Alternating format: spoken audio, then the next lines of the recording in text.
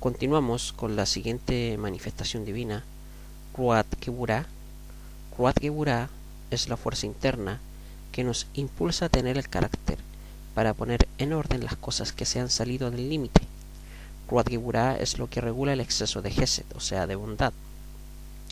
Sabemos que todo en exceso es dañino.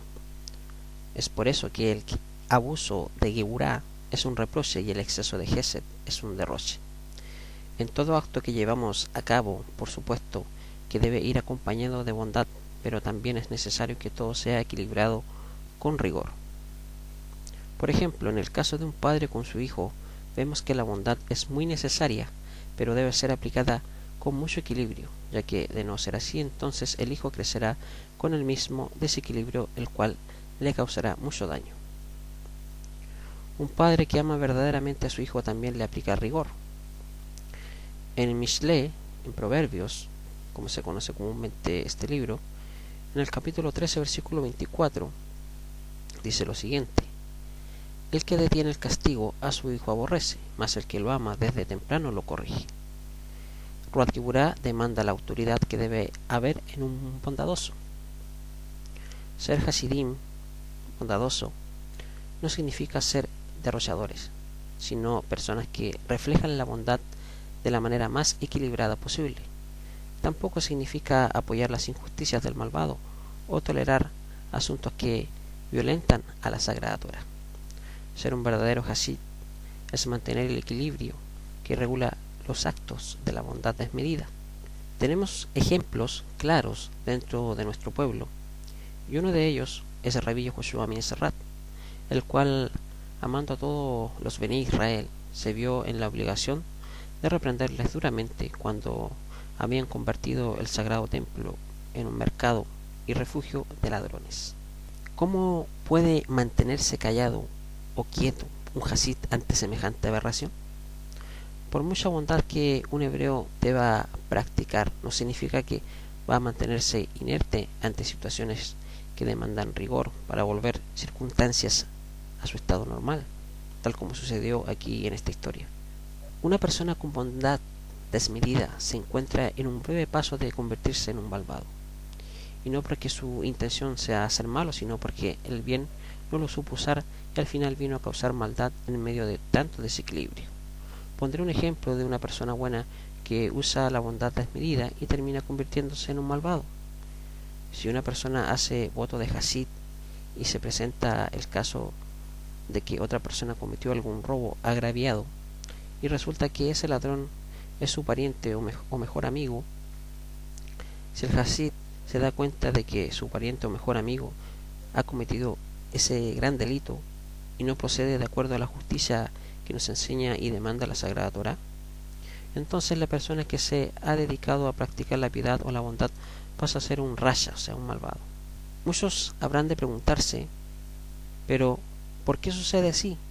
Si el ladrón es ladrón y el Hasid lucha por ser Hasid. Si un Hasid lucha por ser Hasid, entonces en medio de su lucha va incorporada el arma llamado Geburah. Los soldados de David Hamelech, el rey David, se deleitaban estudiando y practicando la Torá, pero cuando iban a la guerra se les equipaba con una espada y un escudo. El escudo era para defenderse y la espada para atacar.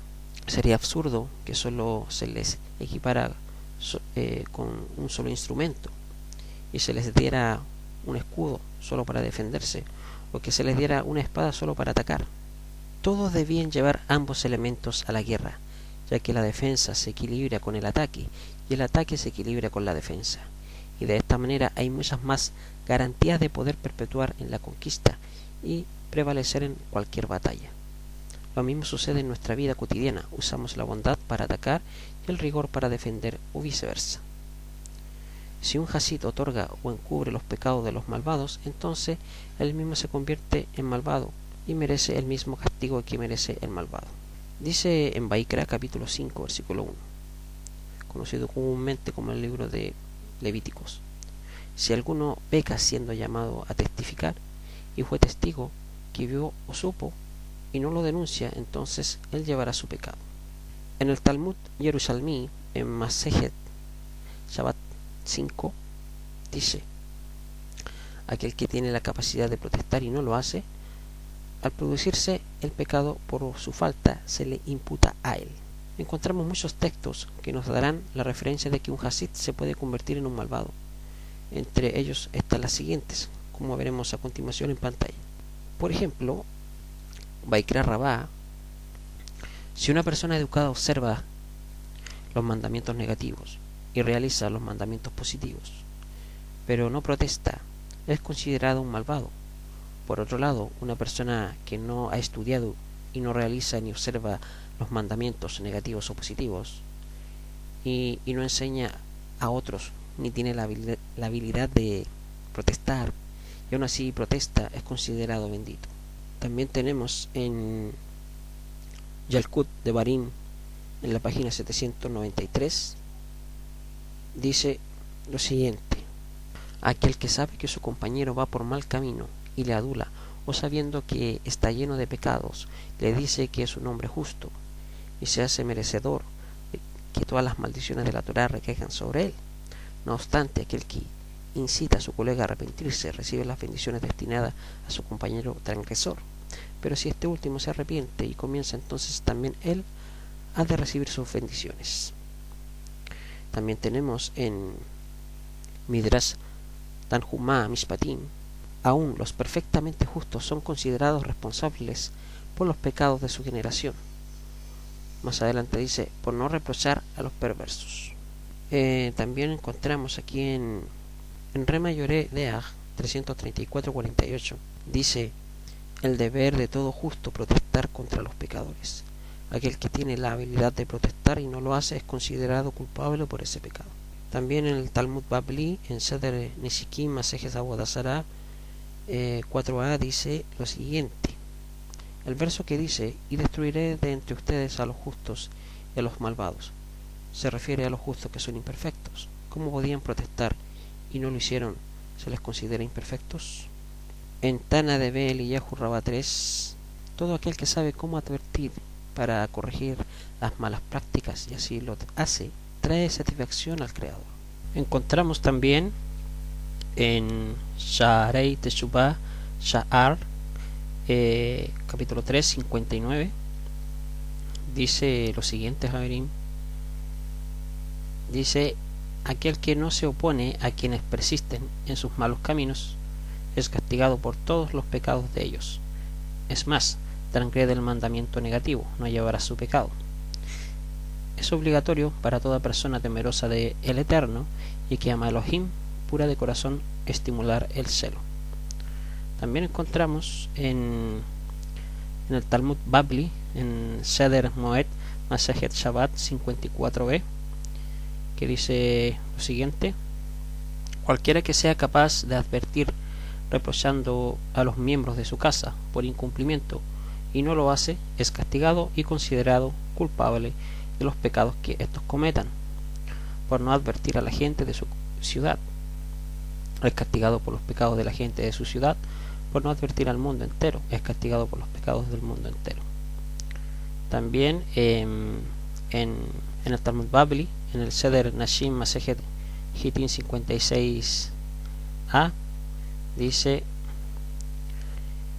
el silencio es un símbolo de aquiescencia, y los rabinos están presentes y no protestaron, entonces estuvieron de acuerdo. También encontramos en el Talmud Babli, en el Seder Nesikim Masejet Sanedrin 103a, dice lo siguiente respecto a Hizkiyahu: está escrito ahí en 2 de Reyes capítulo 24 versículo 19: y él hizo aquello que era malo ante los ojos de Hashem. El mal se atribuye porque tenía la habilidad de alzar su voz para protestar y no lo hizo. También encontramos en Rambam, en Alajot Teshuvah capítulo 4:1, dice: algunos pecados son tan grandes que aquellos que los cometen no obtienen asistencia divina para arrepentirse. Entre ellos, aquel que podría haber reprochado, ya sea grupal o individualmente, y al no hacerlo les dejó continuar en su descenso cuesta abajo. Rabbi Yehoshua Minasrat manifestó que Ruat Geburah también estaba en él, ya que esta influencia divina es una de las 7 lámparas que debe estar sobre el candelabro, que es el Mashiach, o sea, la menorá, que representa el Mashiach. El rigor también ilumina al mundo y ayuda a despertar todas las cualidades que se encuentran dormidas. De manera que tenemos las instrucciones precisas de nuestro justo Mashiach con respecto a la aplicación de la Geburah. Dice en Toldot Yehoshua, Perej, o capítulo 79, en el formato griego, Mateo capítulo 18, versículo 15 al 17, en aquel tiempo Yehoshua dijo a Shimón, llamado Kefa, si tu hermano cometiere una falta contra ti, amonéstalo entre él y tú. Si él te escucha, has ganado a tu hermano, pero si no te escucha, amonéstalo en presencia de otro. Y si a pesar de todo sometimiento a juramento no te escucha, añade aún 1 o 2 testigos, para que sea ante 2 o 3 testigos, porque por boca de 2 o 3 testigos un asunto será confirmado. Pero si a pesar de todo sometimiento a juramento no escucha, dilo en la cajal. Y si no escucha en la cajal, considéralo como un expulsado, enemigo y cruel. Con todo esto hemos entendido que Ruach Geburah es parte de la naturaleza de una persona que sigue al Mashiach y por lo tanto está en su carácter respetar y enseñar, que la enseñanza del Mashiach debe de respetarse. La bondad desmedida está ligada a la lástima, la cual es un sentimiento engañoso que daña a quien lo recibe y pervierte a quien le imparte. Las cosas que hagamos deben ser como deben ser y sin sentirnos atraídos a algún sentimiento o emoción al momento de hacerlo. También la bondad no debe impartirse estando forzadamente obligado a hacerlo, es decir, hacerlo por compromiso a no quedar mal en algún asunto. Continuamos con la siguiente manifestación divina, Ruach Da'at. Ruach Da'at es el resultado de haber estudiado y practicado. A Da'at se le conoce literalmente como conocimiento, experiencia. En el Etz Haim, en el árbol de la vida, aparece Da'at como la 11ª sefirá que nace de la relación entre Jotma y Binah. Y realmente que así debe ser, pues como vimos anteriormente existen procedimientos en las secuencias para llegar a determinado nivel o grado espiritual. Por ejemplo, para adquirir sabiduría hay que estudiar, para meritar la inteligencia hay que practicar lo que se ha estudiado, y como resultado de esta relación anterior obtenemos el conocimiento o la experiencia. Analicemos el siguiente texto. En Sefer Rishonit Shemuel, capítulo 2, versículo 12, dice: y aquel que sabe hacer lo bueno y no lo hace, le es pecado. Y este asunto no se queda hasta ahí, pues si no se practica lo que se aprende, es imposible obtener Da'at, que es el conocimiento o la experiencia. Es por eso que el texto reza diciendo: y no tenían conocimiento de Hashem, o sea, que no habían tenido una experiencia con el Creador del universo. Experimentar una relación con el Creador equivale a tener conocimiento de Él, y esto solo se logra cuando accionamos todo lo que Él nos permite aprender. Ser hijo de un gran maestro de Torá o tener parentesco consanguíneo con un practicante de los mandamientos no nos avala para garantizarnos la salvación, pues eso ya depende del comportamiento de cada ser individual. El hombre no logra absolutamente nada por sí mismo, sino que todo es otorgado por el Eterno a cada ser. Él nos ha dado elementos necesarios para rectificar, tan solo debemos saber tomarlos y usarlos como se debe. Ki Hashem iten jotma mi piv da'at utevunah, porque Hashem da la sabiduría y de su boca viene el conocimiento y la inteligencia. Véase ahí, Mishle, capítulo 2, versículo 6. Todo nos es otorgado por Él y de manera muy ordenada, pero el avance y el ascenso a cada escalón nos corresponde a nosotros activarlo mediante la ejecución de todo lo que nos ha sido concedido.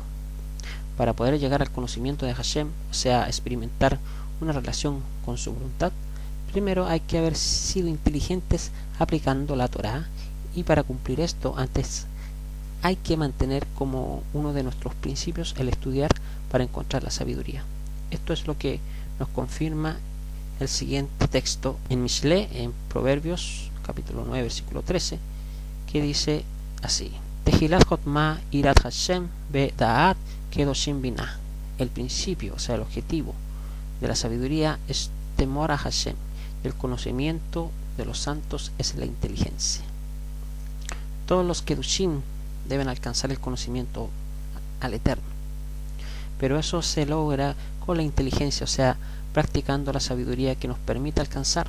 La sabiduría es algo que debemos mantener como un principio o como un objetivo, ya que en esto consiste el próximo hálito que analizaremos y que se trata de Ruach Irat Hashem. Debemos siempre recordar que tener Ruach Da'at nos libera de cualquier cautiverio y de cualquier destrucción. Véase Yeshayahu, Isaías capítulo 5 versículo 13 y Osea capítulo 4 versículo 6. Seguimos con la última manifestación divina, Ruach Irat Hashem. Ruach Irat Hashem es el hálito o soplo espiritual que logramos alcanzar cuando hemos experimentado las Ruhot anteriormente mencionadas. Irat Hashem no se trata de un sinónimo de miedo o sentirse intimidado a hacer algo. Se trata de hacer todo porque debemos hacerlo y porque sentimos que es parte de nuestro existir el hacerlo. Es sentirnos agradecidos y manifestar ese agradecimiento no con palabras sino con acciones, manteniendo el objetivo de adquirir sabiduría y para obrar de acuerdo a ella, y así lleguemos a experimentar una relación personal con nuestro Creador. Este hálito estaba sobre Rabbi Yehoshua HaMashiach y lo manifestó en sus acciones, las cuales todas eran de acuerdo a lo establecido en la Sagrada Torá y los profetas. Irat Hashem está conectada con Ruach Elohim y ambas son prácticamente lo mismo, aunque en referencia parezca que no, ya que están direccionadas a un solo objetivo. Lo único que debe de haber una estrecha conexión entre ambas para que resulte la realización de un objetivo. Es entre Ruach Elohim e Irat Hashem que entra en función la voluntad divina y el sometimiento humano. Tener el hálito de Elohim es recibir esa influencia divina en nosotros para impulsarnos a hacer lo que debemos hacer, y cuando hablamos de Irat Hashem se refiere a la voluntad humana de corresponder a la voluntad divina. Muchos podemos tener Ruach Elohim influenciándonos, pero si no hay Irat Hashem en nosotros, entonces perdemos la oportunidad de lograr el objetivo por el cual hemos sido enviados a este mundo físico. ¿En qué consiste esencialmente tener Irat Hashem? La respuesta la encontramos descrita en Devarim, en donde nos dice en el capítulo 6 versículo 5: Ve'ahavta et Hashem Eloheija bechol levaveja ubechol nafsheja ubechol moadeja. Y amarás a Hashem tu Elohim con todo tu corazón, con todo tu alma y con todas tus fuerzas. Dentro del contexto hebreo, cuando decimos ahab, no solamente se refiere a amar, querer o gustar, sino que esta palabra tiene su raíz en dar o entregar de manera incondicional. Así que cuando queremos decir amar, estamos refiriéndonos a demostrar que algo se está entregando incondicionalmente. Este texto nos está diciendo que debemos amar a Hashem nuestro Elohim, o sea, entregar de manera incondicional a Él. Desde aquí comienza en nosotros a estructurarse la plataforma de Irat Hashem. Luego el texto nos dice Bechol la babeja, que se entiende como con todo tu corazón. En nuestro corazón es donde se almacenan las cosas que más amamos, y cuando no tenemos el principio de servir a Elohim hay un sinnúmero de elementos que ocupan de manera proporcional nuestro corazón. Pero el texto dice con todo tu corazón, o sea que no hay amor compartido y que sea una prioridad, sino que es para nuestro Elohim. Pero hay que hacer un alto. No vayamos a creer que entonces no podemos amar a los seres queridos que Elohim mismo nos ha dado o a la creación. Amar a Elohim con todo nuestro corazón significa amar a la naturaleza con tanta dedicación. Podemos apreciar que esto también se llega a analizar usando el sistema de la gematría en ambas palabras. Por ejemplo, podemos ver en pantalla aquí el título Elohim. Elohim, sus otiot suman 40 más 10 más 5 más 30 más 1, y como resultado nos da 86. La misma palabra la naturaleza en hebreo Hateva, sus otiot suman 70 más 2 más 9 más 5, como resultado tenemos 86. O sea, podemos ver que hay una conexión entre Elohim y Hateba. Y si reducimos el número 86 hasta llegar a una sola cifra, encontramos que 8 más 6 es igual a 14, y si lo reducimos, 1 más 4 es igual a 5. El número 5 nos representa al Humash, o sea, a los 5 libros que componen la Sagrada Torá. Y la conclusión aquí es que si aplicamos correctamente la bendita Torá en relación a la naturaleza, entonces estamos amando a Elohim con todo nuestro corazón. Amar a Hashem, nuestro Elohim, no consiste en decírselo mediante palabras, sino en demostrarlo con acciones. Ante este análisis surge la pregunta que nos trae mucha reflexión. ¿Quieres expresarle a Hashem, nuestro Elohim, cuánto le amas? Entonces, Jabrín, cuidemos la naturaleza y mejora cada día tu actitud. Por cierto, la palabra mejora en hebreo también se escribe así, con las letras G, Tet, Bet, Ain, y se pronuncia Hateba. Nuestro corazón fue diseñado para guardar y llevar al verdadero cumplimiento a estos 5 libros. Esto lo analizamos de la siguiente manera. La Torá comienza con la letra Bet y finaliza con la letra Lamed, y si unimos ambas letras se forma la palabra Lev, significa corazón. Adicional, también vemos que el valor numérico de Lev es 5, como podemos ver en pantalla. La Lamed, que vale 30, y la Bet, que vale 2. Al sumarlo suman 32. Si lo reducimos, 3 más 2 es igual a 5. Es por eso que la profecía respecto a Berit Hadasha dice: pondré mi Torá en su mente y la escribiré en su corazón. Ahí en el libro de Jeremías, capítulo 31, versículo 33. El texto nos sigue diciendo Behol Nafsheja, que significa con toda nuestra alma, pero aquí debemos ir definiendo a qué precisamente se refiere cuando para alma usa la palabra Nefesh y no Neshama. Neshama es el estado de Ruach Haim, que muestra la esencia de vida que está totalmente adherida al Creador y a su propósito. La Neshama no necesita que se le ordene que ame a Elohim, pues esa es su naturaleza y siempre lo hace. Nefesh es el estado de Ruach Haim, que en el ser humano está más adherida a los sentimientos y emociones, y por ende al mundo material. Es aquí en donde se necesita la aplicación de los mandamientos para que haya un retorno hacia nuestro Creador. Es en este estado que debemos hacer una reserva absoluta para amar a Hashem, nuestro Elohim, y entregarle esta área de manera total. Amar a Hashem, nuestro Elohim, con toda nuestra alma es tener Irat Hashem. ¿Quieres amar a Hashem, nuestro Elohim, con toda tu alma? Entonces, Jabrín, en esos momentos de emoción y en esos momentos en donde los sentimientos parecen gobernar, recordemos que hay alguien que nos observa y que todo lo que hagamos o digamos está siendo registrado en un libro de cuentas, y manifestemos un control en nuestras vidas. El alma es la misma mente, y es allí en donde se generan todas las batallas internas en el ser humano. Mente en hebreo se dice bakar o bakará. También esta palabra se usa para control o controlador. También este término comparte la misma raíz con biker y bikur, que significa visita, y levikar, que significa visitar. Siempre que una revelación viene a los Anshe Kedoshim, esta se centra en la mente, y de ahí viene toda su relación. Si la mente se encuentra limpia y despejada, habrá salud espiritual en la persona. Pero si la mente está llena de suciedad, entonces de allí el origen de muchos problemas. De manera que cuando la Torá nos demanda amar a Elohim con toda nuestra alma, nos está diciendo que limpiemos nuestra mente y llenémosla de cosas y asuntos que nos adhieran al objetivo espiritual. Ya no pensemos en las crisis, sino en el que todo lo sustenta. Ya no nos preocupamos por las adversidades que podemos atravesar, sino pensemos en aquel que vence a cualquier adversario. Cualquier cosa, situación o persona que ocupe un lugar superior al que el Eterno debe ocupar en nuestra mente, se le conoce como idolatría, y eso es algo que Hashem Elohim aborrece demasiado. Amar al Eterno con toda nuestra mente significa no darle cabida a la idolatría.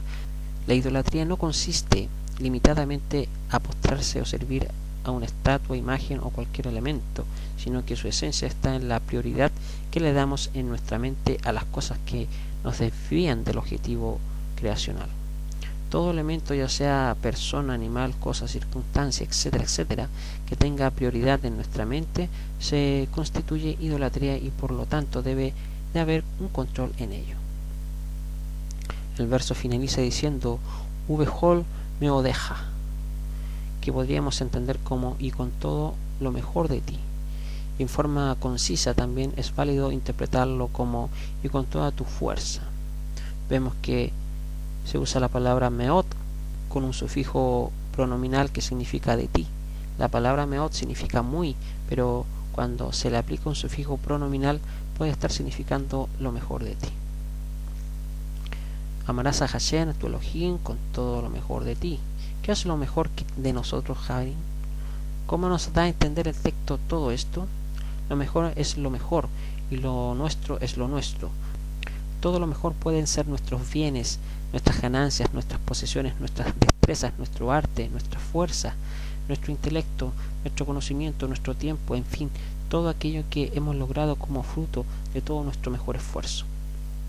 Cuando tenemos que entregarle algo a Hashem Elohim como un acto de agradecimiento, amor hacia Él, debemos seguir estos pasos. Primer paso es amarle con todo. Segundo paso, amarle con todo lo mejor. Y tercer paso es amarle con todo lo mejor de nosotros. No se vale parcializar, no se vale seleccionar a conveniencia y no se vale tomar lo ajeno para entregárselo. Es de lo nuestro y de lo mejor. Podemos aprender del claro ejemplo que les ordena hacer a los leviim, a los levitas, con respecto a lo que ellos debían apartar para el Eterno. Dice ahí en el libro Bemidbar, en el desierto, capítulo 18, versículo 29, conocido como el libro de Números comúnmente, dice: de todas las contribuciones que ustedes reciban, deberán separar todas las ofrendas para Hashem. De lo que aparten, lo más sagrado deberá ser. En esto somos probados para determinar cuál es el nivel de agradecimiento que tenemos para con nuestro Creador y cuánto nivel de idolatría hay en nuestra mente. Ahora comprendemos por qué Hashem Elohim nos pide todo lo mejor de nosotros. En ninguna manera es para despojarnos de nuestros bienes, por el contrario, es para limpiarnos de cualquier idolatría que pueda tener cabida en nuestra mente y pueda controlarnos. El potencial de controlar ha sido otorgado a nosotros, pero a veces los papeles se vierten debido a la debilidad espiritual que ocasiona el mundo físico y sus influencias. Una muestra de este amor lo encontramos en el hecho de habérsenos otorgado al Mashiach, el hijo de la unicidad de Elohim, la esencia de la restauración. Kijeno Heb Elohim et haolam ad asher natan bado et beno et yehito bechol ha maamin bolo yovet kibo imso hayolam, porque así como Elohim al mundo que dio a su hijo, a su unigénito, y todo el que viene a creer no se pierda, sino que posea vida eterna. Eso es lo que nos dice el libro Edut Hatalmin Hahub, el testimonio del discípulo amado, capítulo 3, versículo 16. Una de las cosas más sorprendentes de este verso es que cuando dice Beno et Yehito, se puede interpretar como su hijo con su unidad o su hijo a su unidad. O sea, unidad representa la esencia de Elohim mismo, tal como leemos en Devarim capítulo 6 versículo 4. Hashem Echad. Él nunca dio de lo que le sobraba, sino que dio de lo mejor de sí mismo, de su esencia. Y es por eso que encontramos gran revelación numérica entre lo que Elohim nos dio, que es su hijo unigénito, y lo que él nos pide, lo mejor de nosotros. Podemos ver en pantalla Beno et Yehidó. Al sumar sus otiot, 6 más 4 más 10 más 8 más 10 más 400 más 1 más 6 más 50 más 2, tenemos como resultado 497. Si lo reducimos, tenemos la suma de 4 más 9 más 7 es igual 20, y si reducimos este resultado tenemos 2 más 0 es igual 2. Muadeja, la suma de estas es 20 más 4 más 1 más 40 es igual 65. Si lo reducimos, 6 más 5 es igual 11, y si reducimos este resultado, 1 más 1 es igual 2. Podemos ver una conexión. Esta acción de amar y entregarse en todo lo mejor y de manera incondicional fue plasmada en un tratado inalterable que es nuestro pacto eterno entre Elohim y su creación. Es la Sagrada Torá, la cual comienza con la Od Bet, cuyo valor numérico es el 2, y finaliza con la Od Lamet, cuyo valor numérico en su reducción es 3, que nos refleja que Hashem es 1. Como podemos ver en pantalla, Hashem Echad, su valor numérico es 39. Si lo reducimos, 3 más 9 es igual 12, y si reducimos este resultado, 1 más 2 es igual 3. Esto indica que todo está enmarcado en un ser uno con aquel que es uno. Amarle con todo lo mejor de nosotros es ser uno con él. Como hemos podido apreciar mediante el análisis anterior, la esencia de los Shivat Ruhot HaElohim, conocidos comúnmente como los 7 espíritus de Elohim, no son 7 personalidades de carácter invisible como lo percibe la mentalidad occidental, ni 7 componentes del creador, sino las 7 influencias esenciales que reposan dentro y sobre aquellas personas que verdaderamente están cumpliendo el propósito por el cual han venido a este mundo físico. Solo reuniendo las cualidades que estas 7 influencias divinas proveen, podremos asemejarnos a la menorá, la cual era el instrumento único y oficial que debía alumbrar el interior del Mishkan desde antes que se comenzara cualquier servicio. El Mishkan podía tener externamente muchos lujos, por así decirlo, pero si no había una menorá encendida y alumbrada en su interior, entonces no cumplía el propósito por el cual había sido edificado. La menorá estaba compuesta por 7 candeleros, que son una imagen clara de las 7 influencias divinas anteriormente mencionadas, y por mucho que nos vistamos de judíos, hagamos liturgia o practiquemos la caridad, pero si estas 7 influencias divinas no están alumbrando en nuestro interior, entonces solo seremos gala externa que oculta una espesa oscuridad y que externamente simula la apariencia de piedad que no agrada a nuestro Creador si solamente a nosotros mismos. Por esta razón, Shaul Mitarshish, Shaul de Tarso, escribe a la comunidad que está dispersa en Roma haciendo el siguiente énfasis: porque ser judío no es serlo solamente por fuerza, estar circuncidado no es estarlo solamente por fuera en el cuerpo. El verdadero judío lo es internamente, y el estar circuncidado es cosa del corazón y no depende de reglas estrictas, sino de Ruach HaKodesh. El que es así resulta aprobado no por los hombres sino por el Eterno. Véase Igeret Shaul, el Hakedoshim de Roma, la carta a la comunidad en Roma, capítulo 2, versículo 28 al 29. Es por esta razón que el Eterno nos exige circuncidar nuestro corazón, basado en Devarim, capítulo 10, versículo 16, que equivale a cortar el prepucio del egoísmo que hay en nuestro interior. Y una vez que lo hayamos hecho, estaremos listos para Ruach HaKodesh puede habitar en nuestro interior y traer a nosotros estas 7 influencias divinas. Bueno, Javerín, hasta aquí dejamos la clase número 2.